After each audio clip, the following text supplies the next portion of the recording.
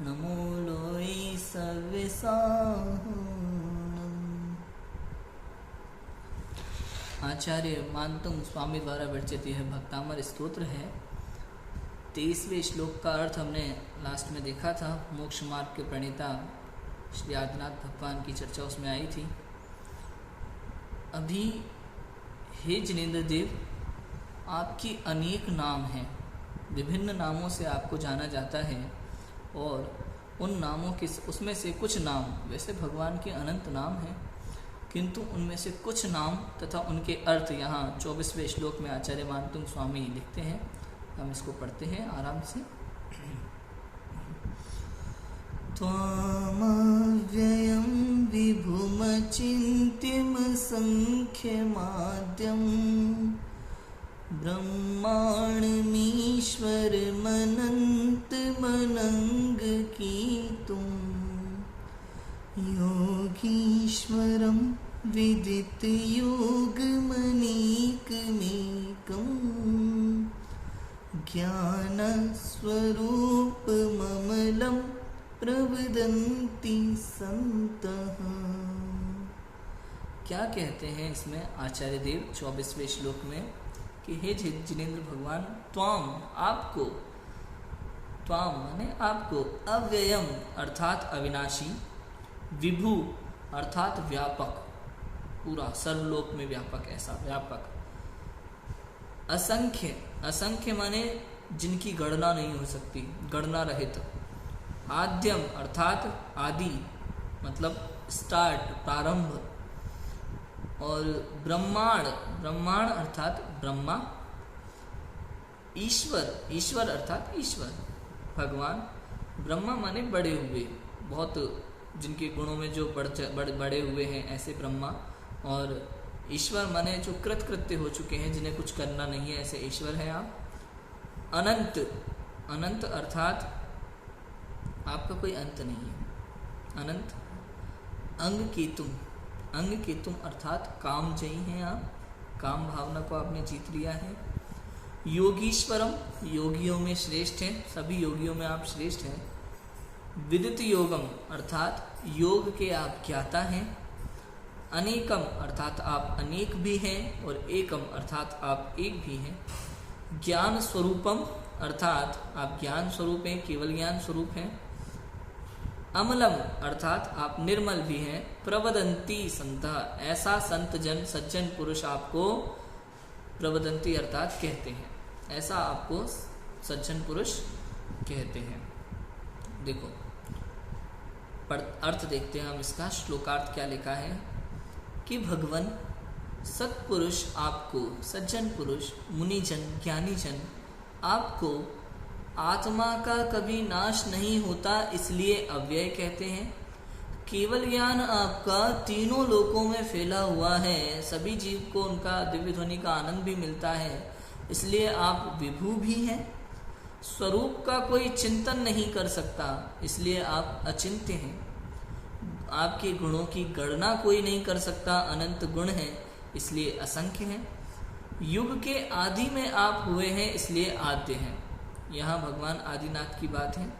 युग के आदि में आप हुए हैं, इसलिए आप आद्य हैं। और अनंत गुणों से बड़े हुए हैं, इसलिए ब्रह्मा हैं। कृतकृत्य हो गए, इसलिए ईश्वर हैं। सामान्य स्वरूप की अपेक्षा अंत रहित है, इसलिए अनंत है। काम को नष्ट करने के लिए केतु ग्रह के समान है, इसलिए अनंग केतु हैं।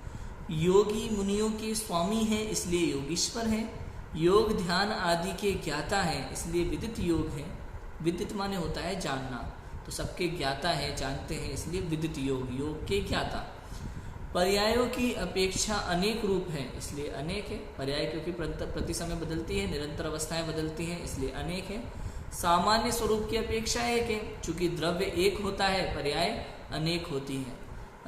जैसे सोना है ना, सोना तो सोना है, सोना एक है, किंतु कुंडल भी बन सकता है, पायल भी बन सकता है, कड़ा भी बन सकता है, चेन भी बन सकता है। तो ऐसे पर्याय तो बदलती रहती है, तो पर्याय अनेक है और सोना एक है।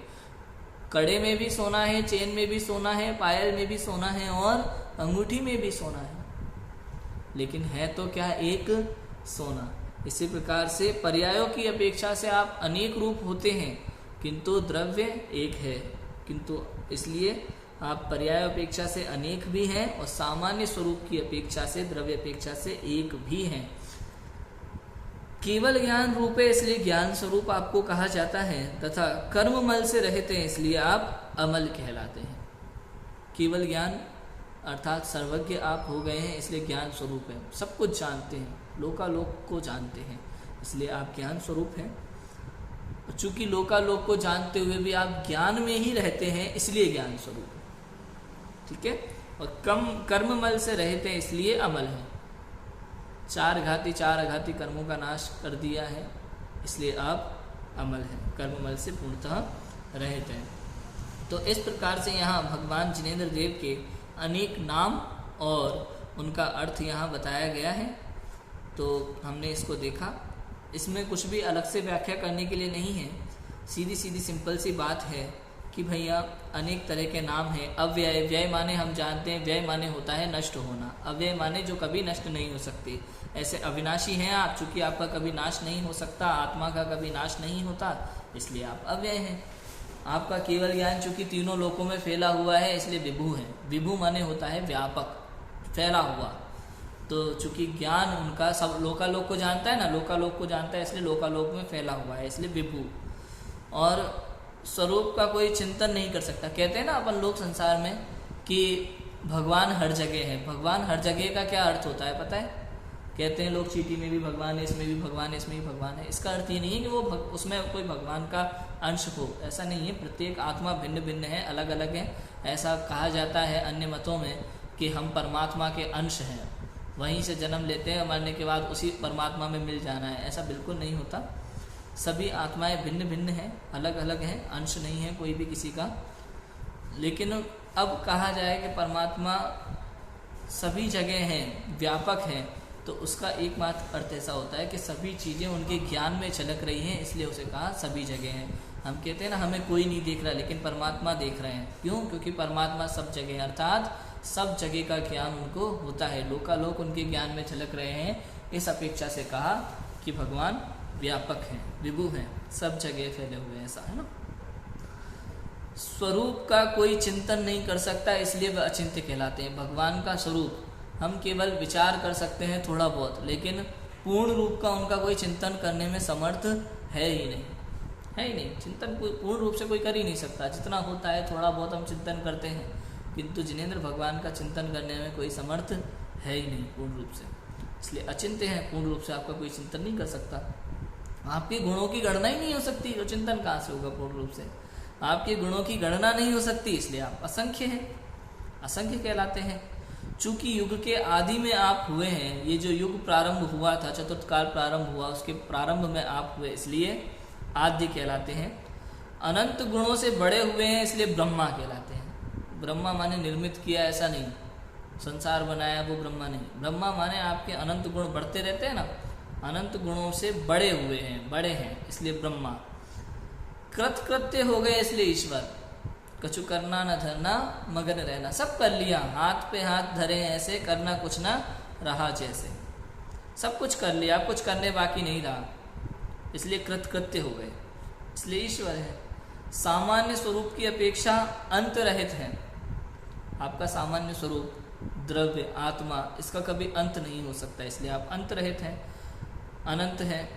काम को नष्ट करने के लिए केतु ग्रह के समान है, इसलिए अनंग केतु ग्रह है। उसका उदाहरण आता है कहीं ग्रंथों में, काम को नष्ट करने के हिसाब से, इसलिए केतु ग्रह के समान, काम भाव को नष्ट करने के लिए, इसलिए आपको अनंग केतु कहा। योगी मुनियों के आप स्वामी हैं, सबसे बड़े योगी हैं, योगियों के योगी हैं, इसलिए आप योगीश्वर हैं। योग ध्यान आदि के ज्ञाता हैं, इसलिए विदित योग है। विदित माने ज्ञाता, जानने वाले, इसलिए विदित योग है। पर्यायों की अपेक्षा आप अनेक रूप हैं, क्योंकि पर्याय निरंतर बदलती रहती हैं, अनेक होती रहती हैं, इसलिए अनेक रूप भी हैं।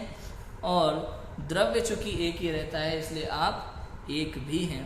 केवल ज्ञान रूप है, इसलिए ज्ञान रूप स्वरूप है। और कर्ममल से रहित हैं, इसलिए अमल है। क्लियर है?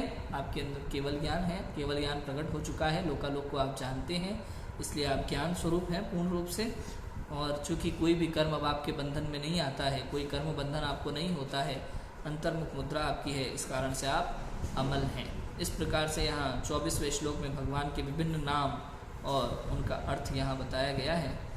आगे 25वां श्लोक आएगा जिसमें ब्रह्मा विष्णु शंकर बुद्ध आप ही हो ऐसी बात आएगी। इसके विषय में हम बात करेंगे। अभी की बात को विराम देते हैं। ओम नमः सिद्धि।